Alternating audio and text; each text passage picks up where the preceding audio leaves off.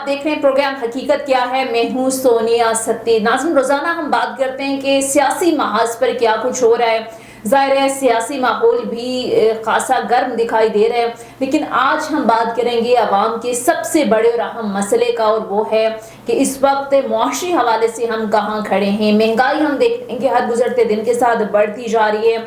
Already आवाम महंगाई का रोना रो रहे थे कि हमने देखा कि एकदम से पिछले दिनों पेट्रोलियम मसनूआत की कीमतों में यकमुश्त होशरुबा इजाफा कर दिया गया।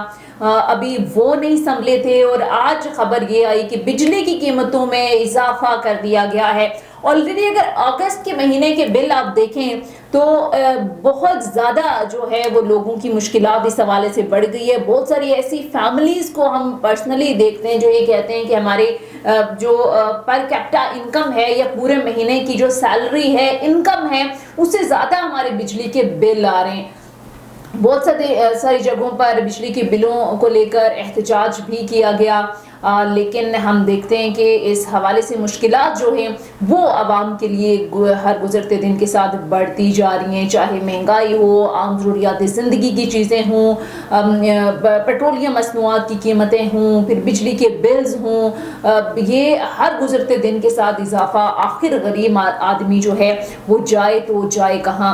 हम बात करते हैं कि सियासत में ये हो रहा है, फ़लाँ जमात ने ये कर दिया, आज फ़लाँ बात पे फ़लाँ नोटिस ले लिया, लेकिन ये जो सबसे अहम मसला है, मुआशी मसला, इस दलदल से हम निकल पाएंगे या नहीं, सारी सूरत हाल पर आज के प्रोग्राम में ज़रा तफसील से बात करेंगे। और क्या आने वाले दिनों में मज़ीद महंगाई का जो बॉम है वो हम पर गिरेगा या फिर हालात बेहतरी की तरफ जाएंगे, हालात संभलेंगे।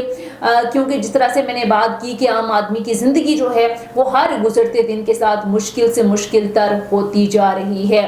ज़ाहिर है जब पिछली गवर्नमेंट थी पीडीएम की, 1-1.5 साल के अरसे में 16 माह की गवर्नमेंट में भी हमने देखा कि हर कुछ अरसे के बाद आवाम को ये कहा जाता रहा कि हमने सियासत पर रियासत को तरजीह दी है, हमने मुश्किल फ़ैसले किए हैं। जाते जाते भी हमने देखा कि पीडीएम की गवर्नमेंट की जानिब से महंगाई की गई, पेट्रोलियम मसनूआत की कीमतों में इजाफा कर दिया गया।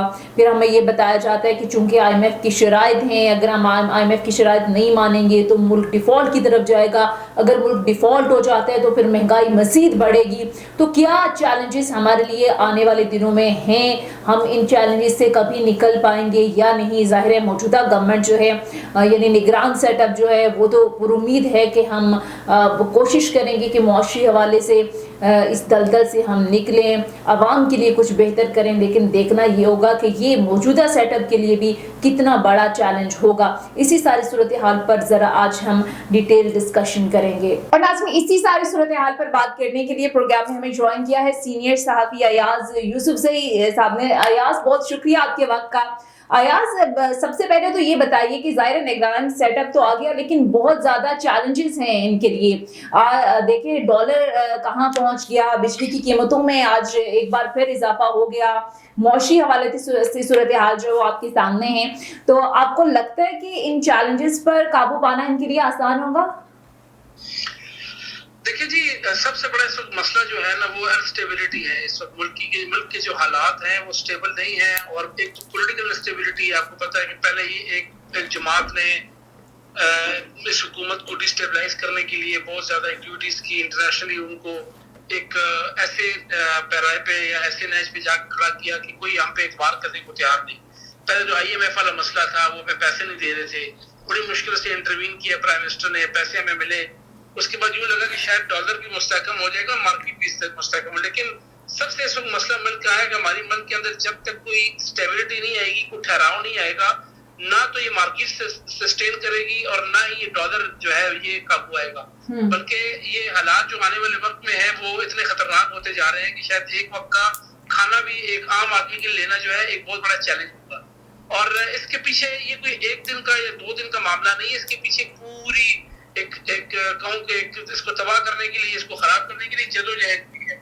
वो जदोजहद यही हुई है कि उन्होंने किसी तरह भी किसी भी चीज को जो है वो स्टेबलाइज करने के बजाय एक एडॉकिज्म पे काम किया कि चलो आज का दिन गुजारो, कल देखेंगे। उस वजह से क्या हुआ कि उस वजह से आपकी तमाम जितनी भी आपके रिजर्व थे वो खत्म होते रहे, आपका सर्कुलर डेट इतना बढ़ता रहा, तकरीबन सिर्फ बिजली के सेक्टर डेथ है वो तकरीबन 2700 अरब रुपए से ज्यादा बन चुका है।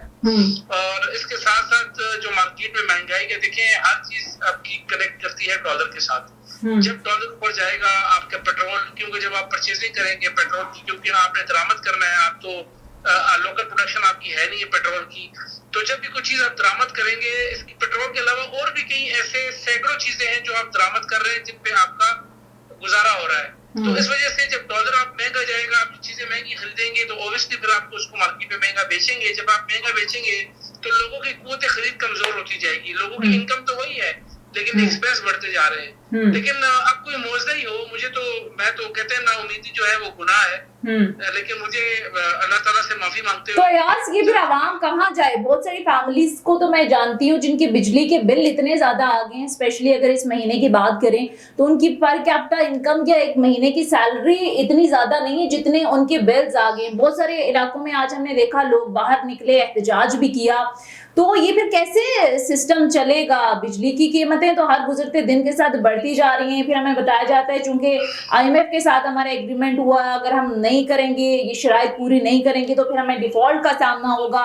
मुल्क अगर डिफॉल्ट करता है तो फिर मजीद महंगाई बढ़ेगी। तो ये कैसे सरवाइव करेगी आवाम? देखिए जी, इसके अंदर कुछ मुख्तलिफ चीजें हैं। एक तो देखे ना कि सर्वाइवल के हवाले से आपने कहा कि एक आम आदमी, मैंने तो आपको नहीं कहा कि अभी कहा है ना आपको कि एक आम आदमी के लिए एक वक्त का खाना भी चैलेंज होगा।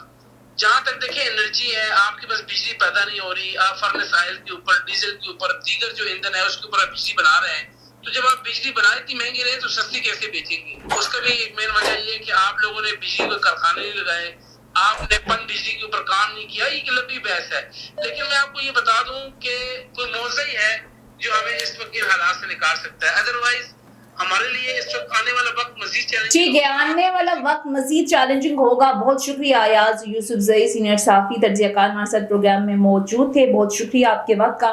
मुख्तसर ब्रेक लेते हैं, ब्रेक के बाद वापस आएंगे। Stay with us.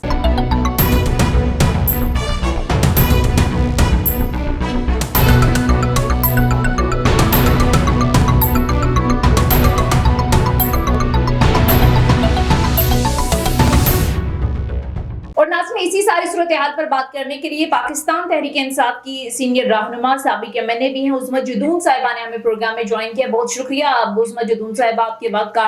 उज़्मा जदून साहिबा, हम देखते हैं कि आपकी जमात के लिए मुश्किलात जो हैं वो हर गुजरते दिन के साथ बढ़ती जा रही हैं। बहरहाल आज कुछ हमने देखा तोशा खाना केस के हवाले से कुछ रिलीफ की एक उम्मीद पैदा हुई है। तो क्या फर्दर आपकी एक्सपेक्टेशंस है? आपको लगता है कि रिलीफ मिल जाएगा आपको?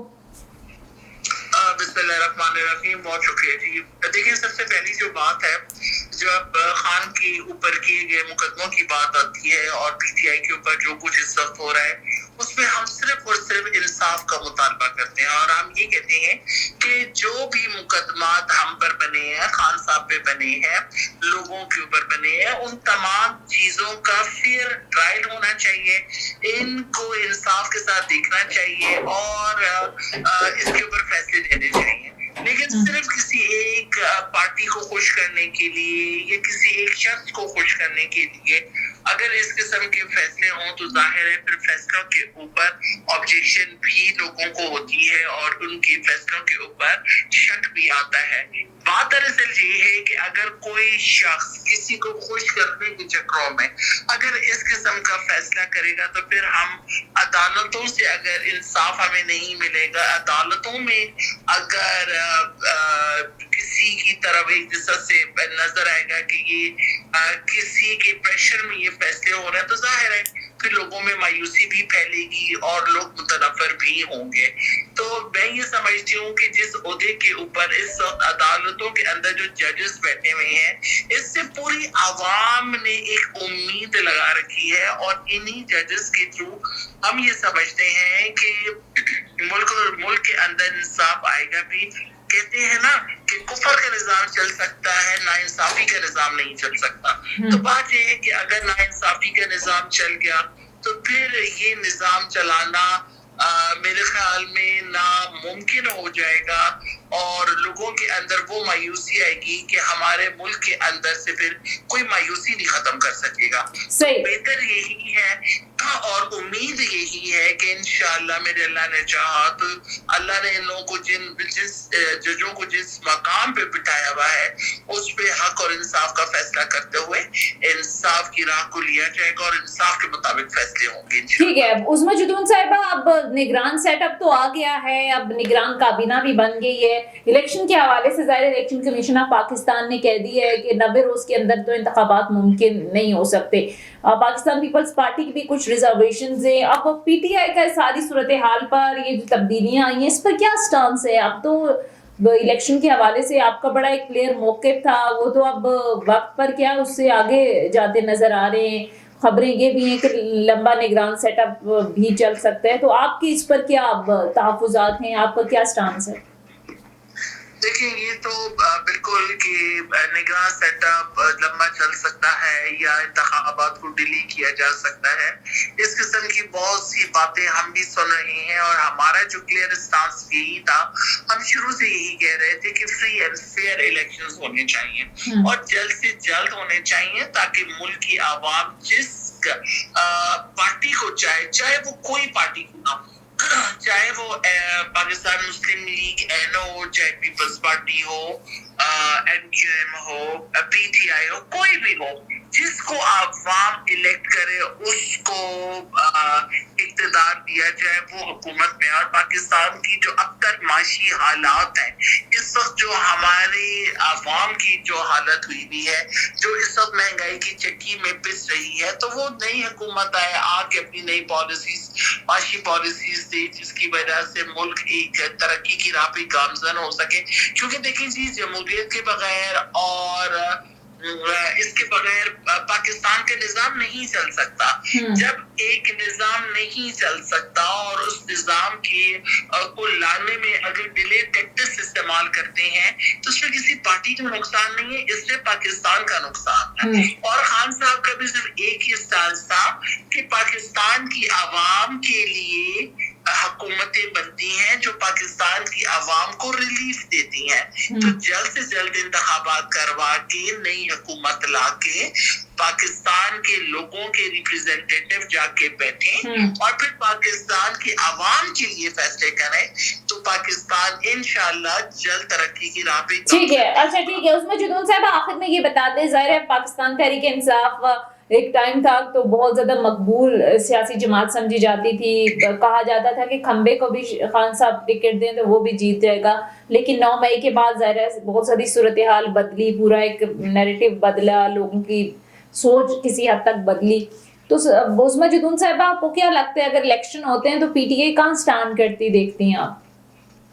देखिए जी, जिस तरह से आपने भी फरमाया कि 9 मई के वाक़यात के बाद पीटीआई का ग्राफ गिर गया है, तो मैं ये समझती हूँ कि जो अब बकौल आपके भी और मुख्तलिफ और भी बहुत से लोग हैं कि जो इस चीज की प्रेडिक्शन भी करते हैं और बात भी करते हैं कि पीटीआई का ग्राफ काफी गिर चुका है। अगर पीटीआई का ग्राफ गिर चुका है सपोज, और लोगों में वो मकबूल जमात उस तरह से नहीं रही, तो अब तो मेरे ख्याल में पीडीएम को या किसी को भी इस बात पे ऑब्जेक्शन नहीं होना चाहिए।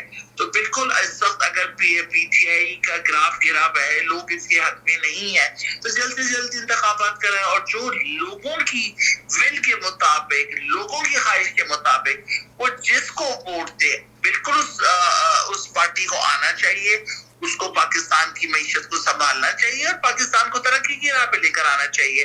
तो जो चीज चाहती थी पीडीएम वो तो ऑलरेडी वो अचीव कर चुकी है। तो ठीक है, अभी आप जल्द से जल्द इंतखाबात कराएं और अवाम की इलेक्टेड हुकूमत को हुकूमत करने की इजाजत दीजिए।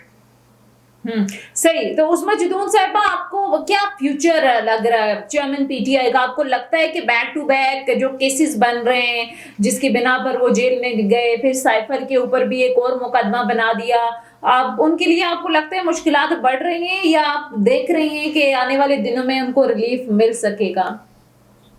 देखिए, अगर इंसाफ से बात की गई और इंसाफ की तकाज़ों को पूरा किया गया तो बिल्कुल जी पीटीआई को रिलीफ भी मिलेगा, खान साहब को रिलीफ भी मिलेगा और इंशाअल्लाह ताला पाकिस्तान की आवाम का जो फेवरेट लीडर है इमरान खान, वो बाइज्जत बरी भी होगा और फिर दोबारा से आके वो अपनी सियासी सरगर्मियों को शुरू भी करेंगे। और इंशाल्लाह अगर इन लोगों ने हमें मौका दिया तो हम फिर से नई ताकत के साथ उसमें जुदून साहब ठीक है, आपको लगता है 9 मई एक बड़ी गलती थी जो कि पाकिस्तान तहरीक इंसाफ के लोगों से हुई, अगर वो ना होती तो आज सूरत हाल मुख्तलिफ होती?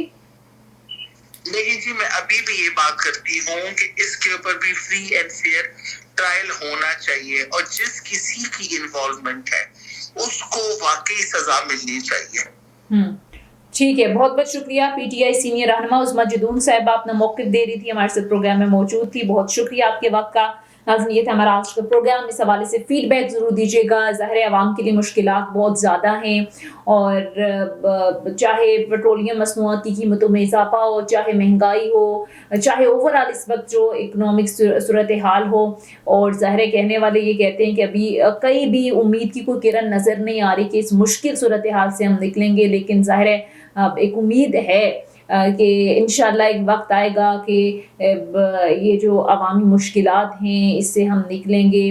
आप देखें ओवरऑल जो इस वक्त सिचुएशन है महंगाई की है, बेरोज़गारी की है, अब हमारा जो नौजवान तबका है उसमें एक मायूसी की लहर है, चूँकि बेरोज़गारी बढ़ रही है। बेरोज़गारी बढ़ती है तो ज़ाहिर है जराइम में भी इजाफा हो जाता है। सो गवर्नमेंट बड़ी पुरज़्म है इस हवाले से, ख़ासकर निगरान हुकूमत जो है कि आवाम को इस मुश्किलात से निकालेंगे। लेकिन ओवरऑल कहा यह जाता है कि ज़ाहिर है अवामी मैंडेट से जो हुकूमत आएगी, लोगों के वोट लेकर जो मुंतखब हुकूमत आएगी, उसको आवाम का दर्द भी होगा, उसको आवाम के मसाइल का भी पता होगा और वो सख्त मुश्किल फ़ैसले करते हुए कहीं ना कहीं उसको हिचकिचाहट होगी कि भाई अगर हम इतने सख्त मुश्किल फ़ैसले कर रहे हैं तो कल हमने इसी आवाम के पास जाना है, वोट लेकर आना है। तो ज़रूरत समझ के कि ज़ाहिर मामलात अगर इलेक्शन की तरफ जाते हैं और अवामी मैंडेट से एक भरपूर हुकूमत आती है तो शायद कि सूरत हाल में कुछ बेहतरी आए। बहरहाल इस वक्त ओवरऑल जो सिचुएशन है वो बड़ी परेशान कुन है। गवर्नमेंट को भी इस हवाले से सोचना होगा कि किस तरीके से हम मुतवस्सित या पिसे हुए तबकों को रिलीफ दे सकते हैं। बहरहाल ये था हमारा आज का प्रोग्राम। फीडबैक ज़रूर दीजिएगा। नाज़रीन, अगले प्रोग्राम तक इजाज़त दीजिए। खुदा हाफिज़।